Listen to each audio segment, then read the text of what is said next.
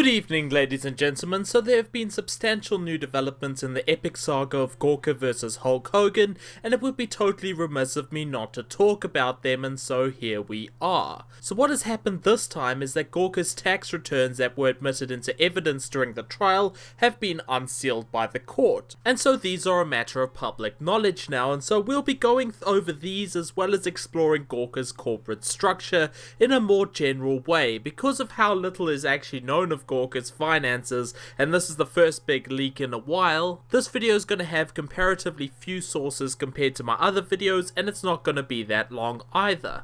So before we get to the new documents, it's best to first go back and look at Gawker's corporate structure. Now, it should be pointed out that for the longest time, Gawker's corporate structure has been something of a black box. From Gawker's initial founding in 2004 up until 2010 or so, Gawker's structure seems to have consisted of two companies, a US-based company, Gawker Media Incorporated, and a Hungarian-based company, Blogwire Hungary Intellectual Property Exploitation LLC. The basic relationship between these two companies appears to be that Blogwire was the parent company and the US-based company was just an offshoot. It's also worth mentioning that Hungary's corporate tax rate is just 10%, which would make it technically a tax haven, and also that Nick Tenton's mother is Hungarian, which would give him an easy foothold into creating a company there. Now, in 2010, a rather notable event occurred. Gawker made huge changes to both its personnel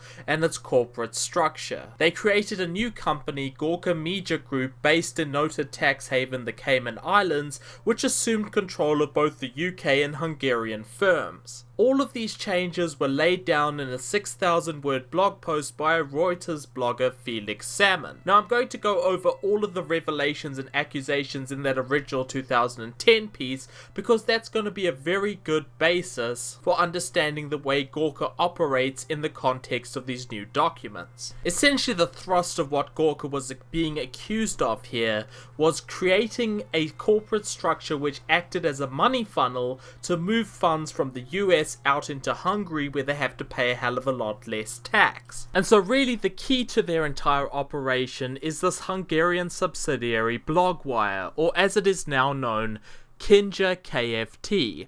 Kinja KFT are essentially an offshore company that holds all of Gawker's trademarks to all of their websites, all of their intellectual property, and they also hold Gawker's proprietary blogging technology that they use to run all of their websites.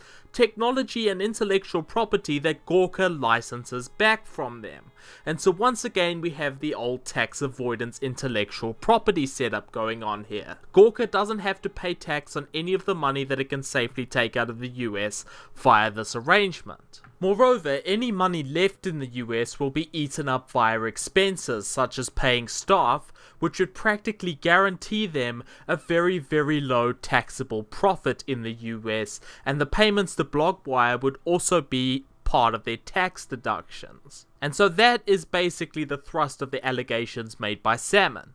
The main issue though is that the evidence to prove that this is what is happening is incredibly thin up until this point. Now, before we move forward to the actual documents themselves, it's probably better to take a slightly closer look at the Hungarian end of the funnel. So at the end of the Reuters piece, Salmon drops a rather interesting document, the profit and loss statement from the Hungarian company's 2007 financial statements. So there are two things to note here. Firstly, the $16,000 in revenue from financial transactions, which Salmon points out as possibly being a transfer of revenue from the US company over to the Hungarian company. And the second thing is the fact that $0 was paid out to staff, which suggests that nobody is working for them over there, and the main company isn't being provided with any sort of service, and so this looks like a shell company. However, if we look at recent publicly available records on the company, we can see that by 2014 it was employing 27 people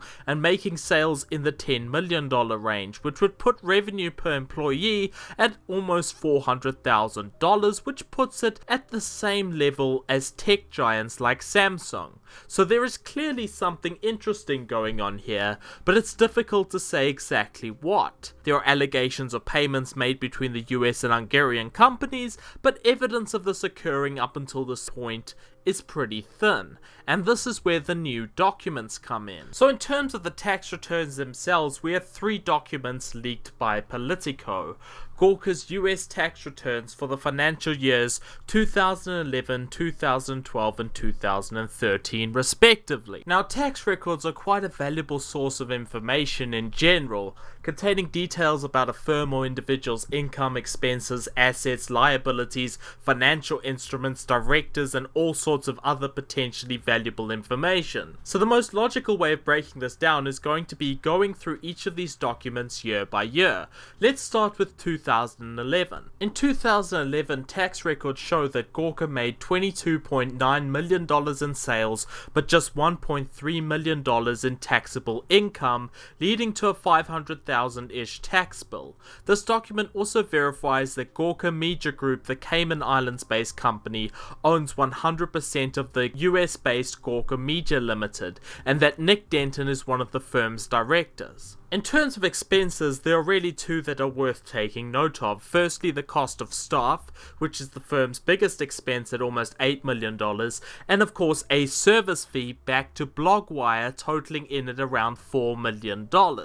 Now, this service fee is where the rub lies. This is proof that Gawker are moving money out of the country to Hungary for services rendered by Blogwire or Kinja, whatever these happen to be. And so essentially this backs up some of the previous allegations. However, this is not all the records show. They were also taking millions in loans back from the Hungarian company, which is of course theoretically one way to get around that repatriation tax. What the documents show is that in 2011 they took out a grand total of $484,000 in loans from the Hungarian firm and paid $76,000 in interest on these loans back, which took the total amount of money and loans owed to the Hungarian firm to $1.6 million.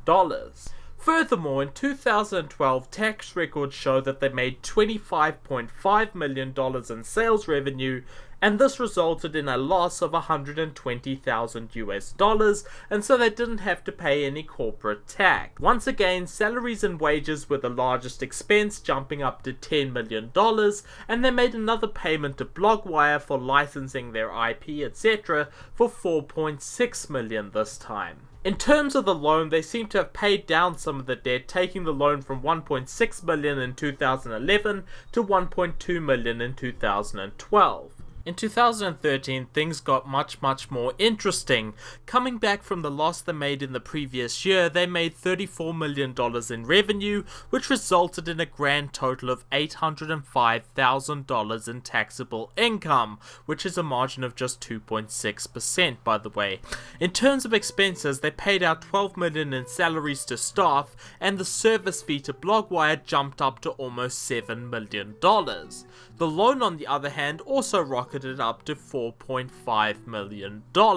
So basically what we have here is clear evidence of Gawker exporting a large amount of earnings to their Hungarian firm and then loaning it back to themselves in a loop which conveniently skirts around repatriation tax. Now, of course, I should be quick to point out that this is not illegal, and according to a Gawker exec, the amount of money they pay to Blogwire / Kinja is the result of an extensive study by an independent law firm. This isn't just an arbitrary figure. This takes us to the conclusion. What is really the point here? Gawker is shaving off their tax bill in a similar manner to many other US-based companies, of course, and there's no evidence of them actually breaking the law, so what is the point in discussing this? Well, if that's all that Gawker were doing, then that would be kind of a non-story, but what Gawker is also doing is publishing numerous high-horse editorials about how other companies are also using tax havens to stash assets and shave off tax bills.